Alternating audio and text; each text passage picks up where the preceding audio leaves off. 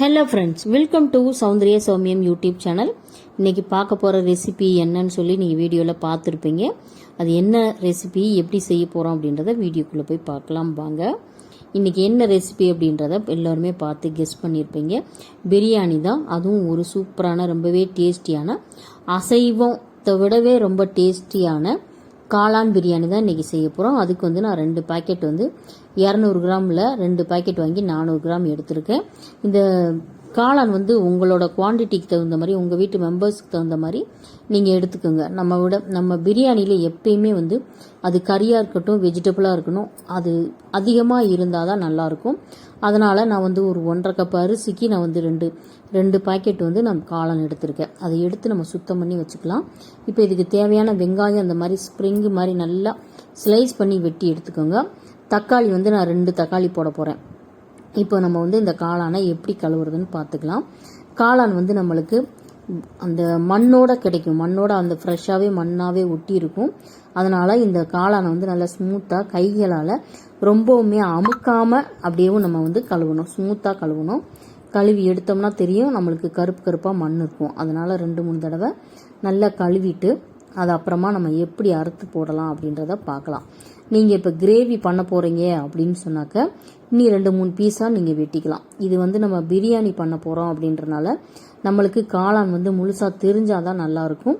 அதனால் 2 பீஸாக அந்த மாதிரி கைகளாலே வெட்டி போடுறேன். அதுக்கு உங்களுக்கு வெட்டி காமிக்கணுன்றனால நான் கைகளிலே வெட்டிட்டு எல்லாத்தையும் வெட்டிட்டேன். கொஞ்சம் பெரிய பீஸாக தெரிஞ்சாதான் நம்மளுக்கு பிரியாணி நல்லா பார்க்குறதுக்கும் நல்லாயிருக்கும், சாப்பிட்றதுக்கும் நல்லா இருக்கும். இப்போ இந்த பிரியாணியில் இதை இப்படியே நம்ம இந்த காளானை சேர்க்கக்கூடாது. அதுக்கு ஒரு 1/2 ஸ்பூன் இல்லைன்னா உங்கள் காரத்துக்கு தகுந்த மாதிரி 1 ஸ்பூன் தனி மிளகாத்தூள், 1/2 டீஸ்பூன் மஞ்சள் தூள், தேவையான அளவு உப்பு, கொஞ்சமாக தயிர், இதெல்லாம் போட்டுட்டு நம்ம அப்படியே பெசரி வச்சுக்கணும். அப்போ தான் நம்மளுக்கு இந்த காளானில் நம்மளுக்கு தேவையான அளவுக்கு உப்பு, காரம் இதெல்லாமே சேர்ந்து நல்லாயிருக்கும். இல்லைன்னா நம்மளுக்கு சாதத்தில் மட்டும்தான் அந்த மசாலாக்கள் இருக்கும், காளானில் வெறும் காளானா சப்புன்னு இருக்கும். அதனால் நம்ம சாப்பிட்றதுக்கு அந்த டேஸ்ட் வராது. அதனால தான் நம்ம இதை போட்டு பிரட்டி வைக்கிறோம். இது நம்ம அந்த காளானில் நல்லா ஊறிக்கிட்டு இருக்கட்டும். இதை ஒரு ஓரத்தில் வச்சுக்கலாம். இது ரொம்பவே டேஸ்டியாக இருக்கும். நம்ம அசைவத்தில் செய்யக்கூடிய எல்லா விதமான பிரியாணியை விடவே இந்த பிரியாணி ரொம்பவே நல்லா இருக்கும். ஒரு முறை செஞ்சு பாருங்க. கண்டிப்பாக இந்த புரட்டாசி மாசத்துல எல்லோருக்குமே அசைவம் சாப்பிடாதவங்க இருக்கிறவங்க இந்த பிரியாணியை ட்ரை பண்ணி சாப்பிடலாம். அதை விடவே இது ரொம்ப டேஸ்டியான பிரியாணி. இப்போ இதுக்கு ஒரு மசாலா தயாரிச்சுக்கலாம். அதுக்கு மிக்சி ஜாரில் ஒரு 2-3 பச்சை மிளகாய், ஒரு கைப்பிடி அளவுக்கு புதினா, ஒரு கைப்பிடி அளவுக்கு கொத்தமல்லி எடுத்து நம்ம இதை அரைச்சிக்கிட்டு வந்துடலாம். இதுலேயே நம்ம இஞ்சி பூண்டு இதையும் கூட சேர்த்து அரைச்சிக்கலாம். இப்போ நான் இதை மட்டும் அரைச்சிட்டு அதுக்கடுத்து நான் இஞ்சி பூண்டை நம்ம அரைச்சிக்க போகிறோம். அப்படி இல்லைன்னா நீங்கள் தனியாக கூட நீங்கள் இதை கழுவிட்டு வேறு விதமாக அரைச்சிட்டு நீங்கள் வதக்குறதுக்கு நீங்கள் யூஸ் பண்ணிக்கலாம். நான் இதை ஒன்றா ஊற்ற போகிறேன். அதனாலேயே இந்த மிக்சி ஜாரில் இப்படியே அரைச்சிட்டேன். இப்போ அடுப்பை ஆன் பண்ணிவிட்டு நம்ம செய்ய போகிற பாத்திரம் எந்த பாத்திரமாக இருந்தாலும் அதை எடுத்து வச்சுக்கோங்க. நான் இன்னைக்கு குக்கரில் தான் செய்ய போகிறேன். அதுக்கு ஒரு 3 கரண்டி எண்ணெய் நான் விட்டுருக்கேன். இது நிறைய எண்ணெய் தேவைப்படும் அப்படின்றவங்க இன்னும் கொஞ்சம் எண்ணெய் ஊற்றிக்கலாம். ரொம்ப தளத்தளன்னு நல்ல எண்ணெயாக இருக்கணும் அப்படின்னு நினைக்கிறவங்க இன்னும் ஒரு குழிக்கரண்டி எண்ணெய் ஊற்றிக்கலாம். நான் ஒரு 3 கரண்டி எண்ணெய், 1 கரண்டி நெய் அப்படின்ற விதத்தில் ஊற்றிட்டு காஞ்ச உடனே நம்ம வெட்டி வச்சிருக்க இந்த வெங்காயத்தை ஃபஸ்ட்டு போடணும். எப்பவுமே எந்த ஒரு பிரியாணிக்குமே எடுத்த உடனே இந்த ஸ்பைசஸை போடுறத விட இந்த மாதிரி வெங்காயத்தை நல்லா வதக்கிட்டு அப்புறமா போட்டோன்னா டேஸ்ட் கொஞ்சம் நல்லா இருக்கு. நான் ஒரு முறை ட்ரை பண்ணி பார்த்தேன். அதை தான் இப்போ உங்களுக்கு நான் செஞ்சு காமிக்கிறேன். நம்ம எடுத்த உடனே இந்த ஸ்பைசஸை போட்டு பொரிய விடுறது அந்த பிரியாணியில் ஃபுல்லாக அதோட வாசனை மட்டுமே தான் இருக்கு. மற்ற நம்மளுக்கு சிக்கனோ மட்டனோ இந்த காளானோ அதோட சுவை அதோட மனம் நம்மளுக்கு வரமாட்டேங்குது. அதனால கொஞ்சம் டிஃப்ரெண்ட்டாக நான் ட்ரை பண்ணேன். வெங்காயத்தை வதக்கிட்டு அப்புறமா ஸ்பைசஸ் போட்டேன். இப்போ இந்த வெங்காயம் இந்த மாதிரி ப்ரௌனிஷ் கலரில் நல்லா வதங்கின பின்னாடி ஸ்பைசஸ் போட்டு 2 வதக்கிட்டு எடுத்து வச்சிருக்கேன். இந்த தக்காளியை 2 தான் நான் போட்டிருக்கேன். சின்ன தக்காளி 2 தக்காளி தான் போட்டிருக்கேன். நம்ம தக்காளி போடாமலே இந்த பிரியாணி செய்யலாம். இருந்தாலும் லைட்டான புளிப்பு சுவை இருந்தால் தான் கொஞ்சம் நல்லா இருக்குன்றனால 2 தக்காளி சின்ன தக்காளியாக போட்டிருக்கேன். நீங்கள் இன்னும் கொஞ்சம் அவாய்ட் பண்ணணும்னு நினைக்கிறவங்க ஒரே ஒரு தக்காளி மட்டும் கூட போடலாம். இப்போ இந்த ஸ்டேஜில் நல்லா எல்லாமே வதங்கிருச்சு. வதங்கின பின்னாடி இப்போ நம்ம அரைச்சி வச்சிருக்க புதினா, கொத்தமல்லி, இஞ்சி, பூண்டு எல்லா கலவையுமே மொத்தமாக ஊற்றி நல்லா வதக்கிடுங்க. நல்லா வதக்கிட்டு இது நல்லா கொஞ்சம் ஓரளவுக்கு அந்த புதினாவோட அந்த பச்சை வாசனை போகிற அளவுக்கு நல்லா வதக்கிட்டு அப்புறமா வந்து என்னென்ன பொருள் சேர்க்கலாம் அப்படின்றத பாருங்கள். இது வந்து நம்ம இப்போ வந்து ஒரு கெட்டியான பதத்தில் 1 கப்பு தயிர் ஊற்றிக்கோங்க. இந்த தயிர் ஊற்றுறது தான் நம்மளுக்கு இந்த பிரியாணியோட டேஸ்ட் கொஞ்சம் நம்மளுக்கு அந்த அளவுக்கு நல்லா எடுத்து கொடுக்குறது இந்த தயிர் தான். இப்போ இந்த தயிரை சேர்த்து நல்லா கிளறுனீங்கன்னா தான் திரியாக ஆகாமல் நம்மளுக்கு ஒரே இதாக இருக்கும், ஒரே கலவையாக வந்து மசாலாவோட ஒட்டி இருக்கும். நம்ம சரியாக கலர்லைன்னா திரியாகிடும். இப்போ வந்து இதுவும் நல்லா அந்த பச்சை வாசனை போகிற அளவுக்கு நல்லா வதங்கிருச்சு. இந்த ஸ்டேஜில் நம்ம எடுத்து வச்சிருக்க இந்த காளான்களை நம்ம சேர்த்துடணும். இது கொஞ்சம் அந்த எண்ணெயோட சேர்ந்து வேகிற மாதிரி எண்ணெய் பிரிஞ்சு வரந்துட்டி வெயிட் பண்ணணும். இப்போ இதுக்கு தேவையான காரப்பொடி நம்ம போட்டுக்கலாம். உங்கள் காரத்துக்கு தகுந்த மாதிரி நீங்கள் காரத்தை கூட்டி குறைச்சி சேர்த்துக்கோங்க.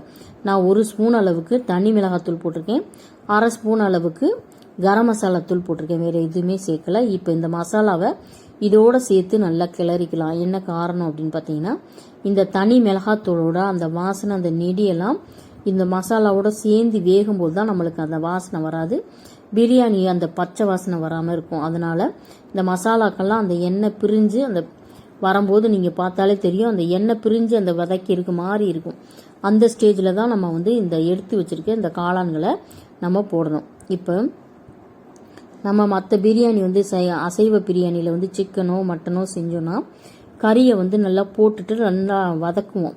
அதாவது இந்த எண்ணெயிலே கொஞ்சம் வதக்கி விட்டால் தான் அது வந்து நல்லா ஸ்மூத்தாக வேகும் அப்படின்ற காரணத்தினால வதக்குவோம். ஆனால் இந்த காளான் பிரியாணியை மட்டும் ரொம்ப வதக்கக்கூடாது. ஏன்னு கேட்டிங்கன்னா, நம்ம அந்த சாதம் கொதிக்கும் போதே அந்த வேக்காடுலேயே நல்லா வந்துடும். அந்த காளான் வந்து அந்த இதுலேயே நல்லா வெந்துடும். நம்ம நார்மலாக எப்பயும் போல் அந்த கறியை வதக்குற மாதிரி நம்ம அந்த காளானை ரொம்ப நேரம் போட்டு சுருள வதக்கணும்னா இதிலே பாதி வெந்துடும். நம்ம அந்த ரைஸ் போட்ட பின்னாடி கொதிக்கும் போது அந்த வேகிற தன்மையில் நம்மளுக்கு வந்து அந்த காளானே இல்லாமல் போயிடும். அதனால ரொம்ப கிளறாமல் ஓரளவுக்கு அந்த மசாலா ஒட்டுற வரைக்கும் கிளறிட்டு அதுக்கப்புறமா ரைஸை போடுங்க. இப்போ நான் வந்து ரைஸ் வந்து நான் வீட்டில் சாதம் வைக்கக்கூடிய ரைஸ் தான், அந்த ரைஸ்லேயே நான் பண்ண போகிறேன். நீங்கள் வந்து பாஸ்மதி ரைஸ்லேயும் பண்ணிக்கலாம். இப்போ இந்த ரைஸ் நான் வந்து அந்த ரைஸை கழுவிட்டு அதுக்கேற்ற மாதிரி தண்ணி அளந்து நான் வச்சுருக்கேன். இப்போ இந்த தண்ணி அளந்தெல்லாம் ஊற்றியாச்சு. ஊற்றின பின்னாடி உப்பெல்லாம் சரி பார்த்துட்டு உப்பு போட்டுட்டு, உப்பு எவ்வளோ இருக்குது நம்ம இது வரைக்கும் நம்ம உப்பு போடவே இல்லை. இப்போ இதுக்கு தேவையான அளவுக்கு ரெண்டுக்குமே சேர்த்து உப்பு போட்டுட்டு சரி பார்த்துட்டு அப்புறமா நீங்கள் வந்து இன்னி கூட குறைச்சி தேவைப்பட்டுச்சுன்னா நீங்கள் போட்டுக்கலாம். இந்த ஸ்டேஜில் உங்களுக்கு நான் சொன்ன மாதிரி இன்னி கொஞ்சம் எண்ணெய் தளன்னு வேணும், தொட்ட உடனே எண்ணெயாக இருக்கணும்னு நிறைய பேர் சாப்பிடுவாங்க. அந்த மாதிரி இருக்கவங்க கொஞ்சம் அதிகமாக நெய் விட்டுக்கலாம். அப்படி இல்லைன்னா நெய் விட்டுக்கலாம். அப்படி இல்லைன்னா எண்ணெய் விட்டு இந்த ஸ்டேஜில் விட்டு நம்ம இதை கொதிக்க விடலாம். இப்போ இது நல்லா கொதிக்குது. இந்த கொதிக்கிற தண்ணி வந்து அதாவது ரைஸுக்கு மேலே இருக்கு.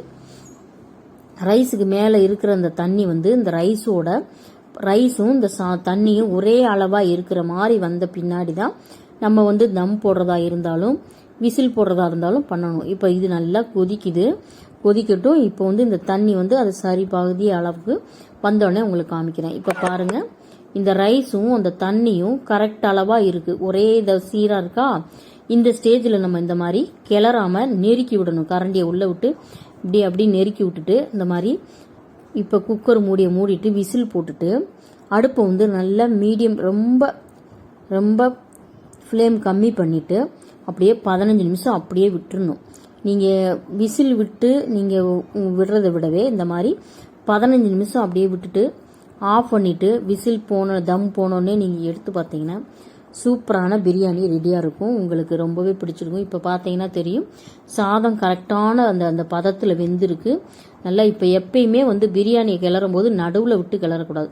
இந்த மாதிரி ஒரு ஓரத்தில் இந்த கரண்டியை வச்சு இப்படி எடுத்தோன்னா அப்படியே உதிரியாக நம்மளுக்கு பிரியாணி இருக்கும். இது எப்படி இருக்குது பார்த்தீங்களா, கரெக்டான அந்த பதத்துக்கு வெந்திருக்கு. சூப்பரான காளான் பிரியாணி ரெடி ஆயிடுச்சு. நம்ம வீட்டில் சாதம் வடிக்கக்கூடிய ரைஸ்லேயே வந்து நம்ம பிரியாணி அளவுக்கு நீட்டாக இருக்கு பாருங்க ரைஸு, அந்த அளவுக்கு நல்லா ஸ்மூத்தாக வெந்திருக்கு. என்ன காரணம்னா நம்ம அந்த 15 நிமிஷம் அந்த சிம்மில் வச்சு நம்ம விட்டதுனால தான் இந்த ரைஸ் வந்து இந்த அளவுக்கு உதிரியாக நம்மளுக்கு சாஃப்டாக சூப்பராக வந்து ரெடி ஆயிருக்கு.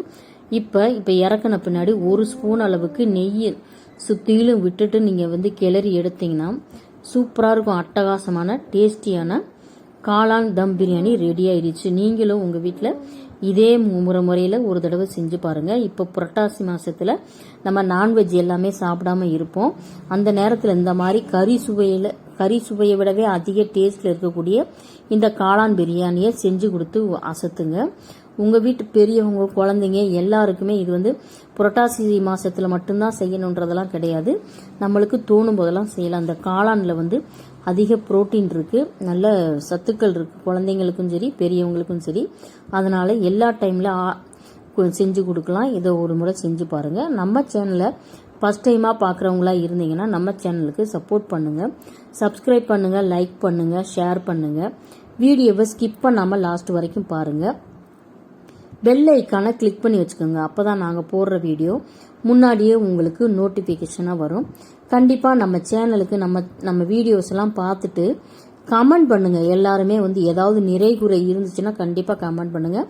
அப்போ தான் நிவர்த்தி பண்ண முடியும். பாய். அடுத்த வீடியோவில் பார்க்கலாம்.